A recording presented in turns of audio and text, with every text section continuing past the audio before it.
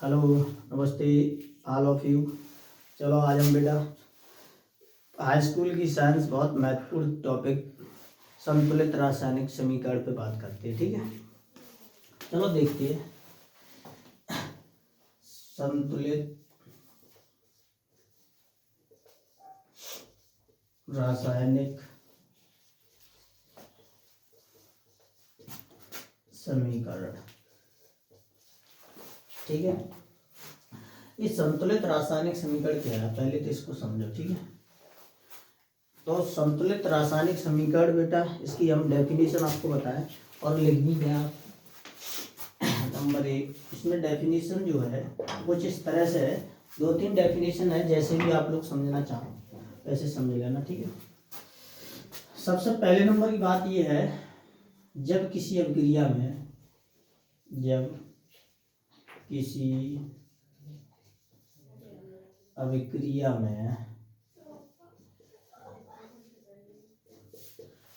अभिक्रिया में अभिकारक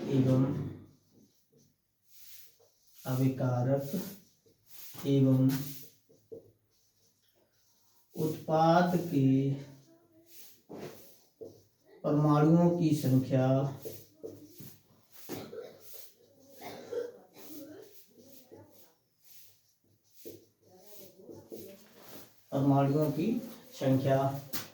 बराबर होती है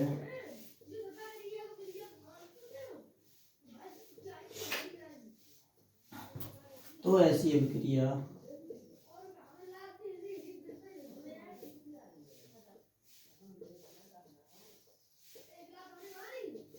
संतुलित रासायनिक समीकरण कहलाती है।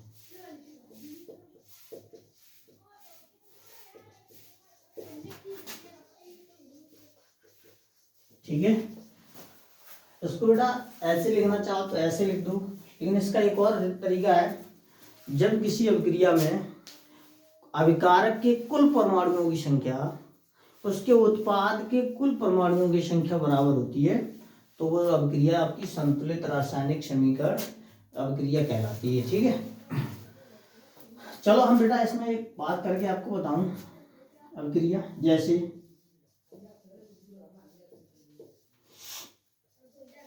ठीक है, यहाँ पर मुझे करना बेटा H2O प्लस, ठीक है, ZN एरो। ठीक है, अब यहाँ पर आपको क्या करना है बेटा, यहाँ पर आप अगर इसे संतुलित करना चाहोगे तो आप बताना मुझे इसे कैसे करेंगे। ठीक है, अब इसकी अभिक्रिया देख रहे हो, तो इसमें आपको देखना ये है कि इधर ZN बेटा 1 है, इधर भी ZN 1 है, इधर एक O है, इधर भी एक O है। ठीक है, तो बेटा ZNO तो संतुलित है। हाइड्रोजन की तरफ थोड़ा ध्यान दोगे तो आपको देखने को मिल जाएगा कि इधर हाइड्रोजन 2 है, इधर 1 है, तो हम इसमें 2 का गुणा कर देंगे। ठीक है, और देखो अब एक और एग्जाम्पल देखो। जैसे हम बात करेंगे बेटा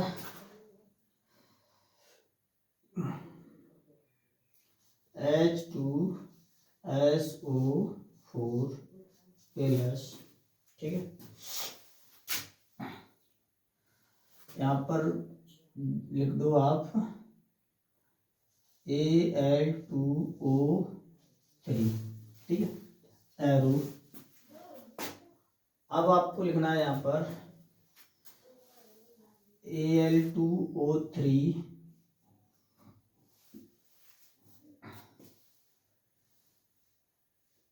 अगर आप लिखना चाहो यहाँ पर लिख दो H2O, ठीक है, और यहाँ पर आप लिखो एल की वैलेंसी पता कितनी होती है बेटा 3 और इसकी 2, तो हम यहाँ पर लिख सकते हैं Al2SO4 का होल थ्राइस। ठीक है, अब आप इसको अगर चाहो तो सेटिस्फाइड करके दिखाओ मुझे। इसको हम कहते हैं बेटा संतुलित रासायनिक समीकरण। तो इसको हम लिखते हैं बेटा ये अभी असंतुलित है।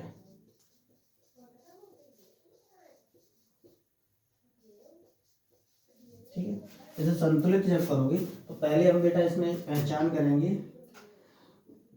कुल अवकारक।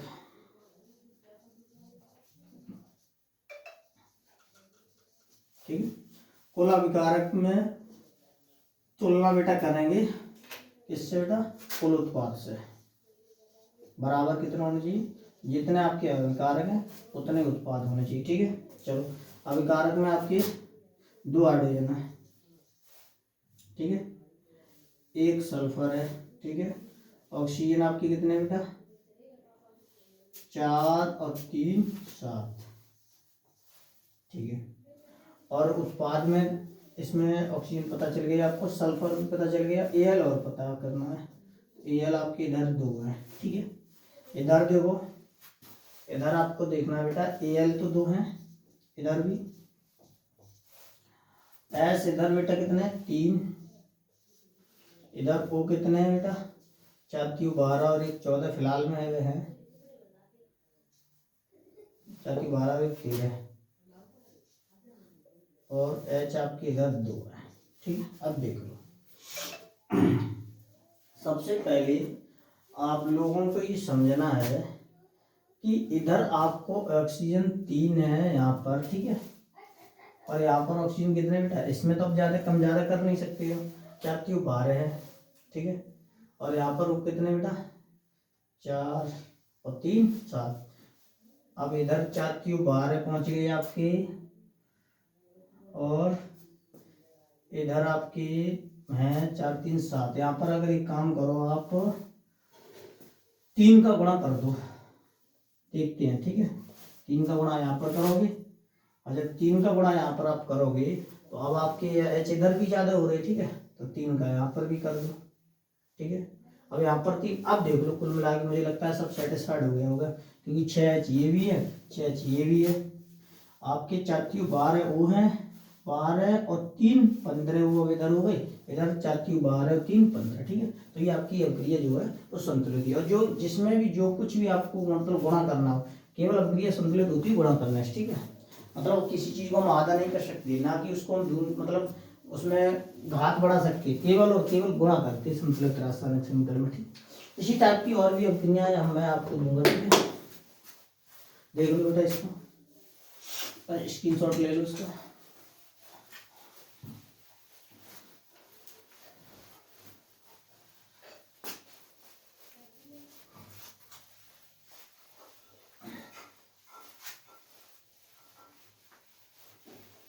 देखो बेटा, संतुलित रासायनिक, मुझे लगता है संतुलित रासायनिक समीकरण तो आपको पढ़ना ही पढ़ना है, और उसको इस तरह से पढ़ना है कि मतलब बिल्कुल हर तरह से उसकी तोड़फोड़ आनी चाहिए। ठीक है, अभिकारक कुल परमाणुओं की संख्या अभिकारकों में देखना है, और कुल आपको उत्पादों में परमाणुओं की संख्या। ठीक है, उससे पहले एक और टॉपिक आपको बताऊं, यौगिक कैसे बनते हैं। एक बात बताओ मुझे सब लोग, यौगिक और मिश्रण में अंतर होता है, यौगिक और मिश्रण। ठीक है, यौगिक और मिश्रण। तो यौगिक क्या होते हैं पहले हम समझेंगे। यौगिक जो भी आपके यौगिक तत्व है, यौगिक हैं, पदार्थ हैं, दोनों पदार्थ हैं। पहली बात तो ये भी पदार्थ है और ये भी पदार्थ है। ठीक है, यौगिक वे पदार्थ होते हैं, इनके जो मतलब योग तत्व होते हैं वो समान अनुपात में होते हैं, समान अनुपात में होते हैं। इनके जो आपके तत्व होते हैं यौगिक वे पदार्थ होते हैं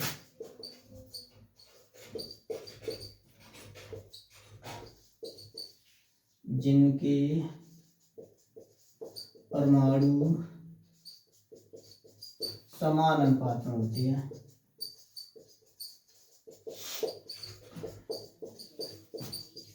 ठीक है, पदार्थ वे पदार्थ होते हैं, वे पदार्थ होते हैं जिनके परमाणुओं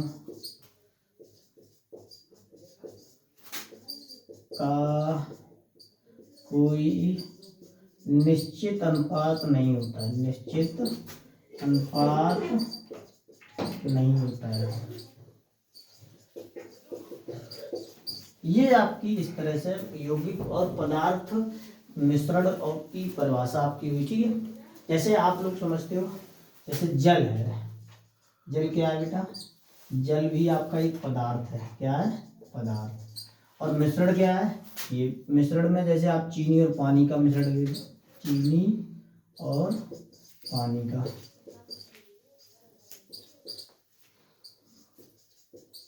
ठीक है। चीनी और पानी का जो भी आपका मिश्रण है वो आपका कैसा है, मिश्रण तो है, लेकिन इसका कोई अनुपात निश्चित नहीं होता है। और जब अनुपात निश्चित नहीं होता है तो आप लोग समझ लेना वो क्या है, मिश्रण है। और जल में आपको पता है 2 हाइड्रोजन के परमाणु होने चाहिए, 1 ऑक्सीजन का, तो इसका अनुपात निश्चित है। कैसे करके, जैसे 2:1, सही ना, इसका कोई निश्चित अनुपात नहीं होता है।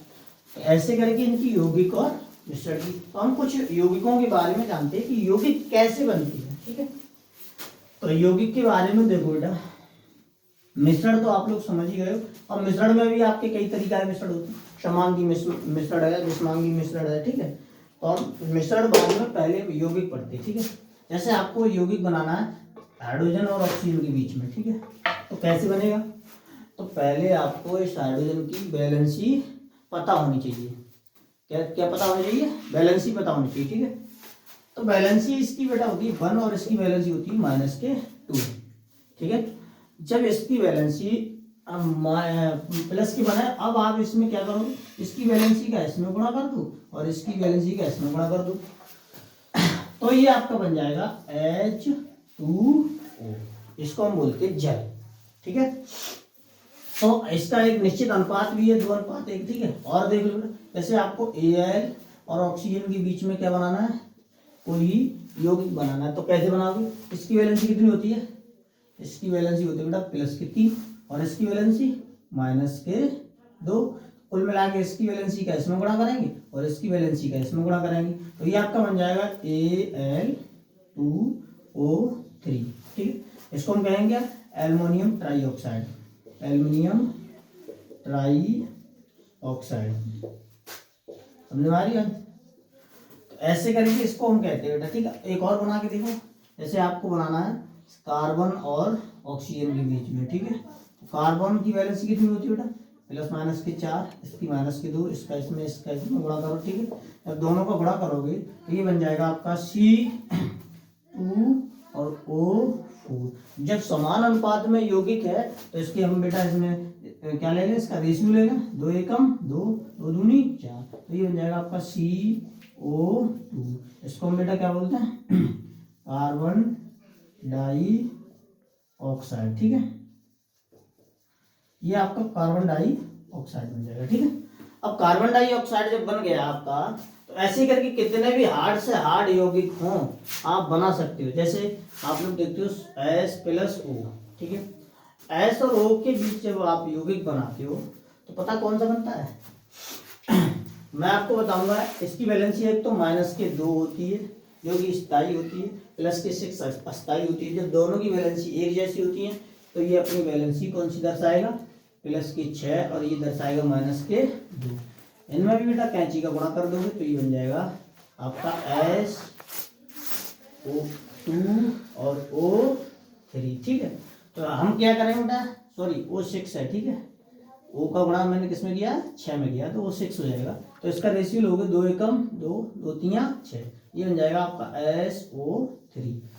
अब SO3 जो आपका है इसको हम बोलते हैं सल्फर ट्राइऑक्साइड, क्या बोलते हैं ना सल्फर ट्राइऑक्साइड। अब इस सल्फर ट्राइऑक्साइड में यदि आप जल जोड़ दो, क्या जोड़ दो बेटा, जल, देखो देखो जोड़ के क्या बनेगा पता है, SO3। तो आपका जो बनता है एक O ये और 3 P, तो ये बन जाएंगे आपके O4T। एक सल्फर है और एक आपका H2, तो आपका क्या बन जाएगा H2SO4। इसको हम बोलते हैं सल्फ्यूरिक अम्ल, क्या बोलते हैं बेटा, सल्फ्यूरिक, ठीक है, अम्ल। हम लोग को इंग्लिश में एसिड कहते हैं, ठीक है। ये आपका आज का टॉपिक यहीं पर समाप्त हो रहा है, ठीक है। आगे best of luck in future.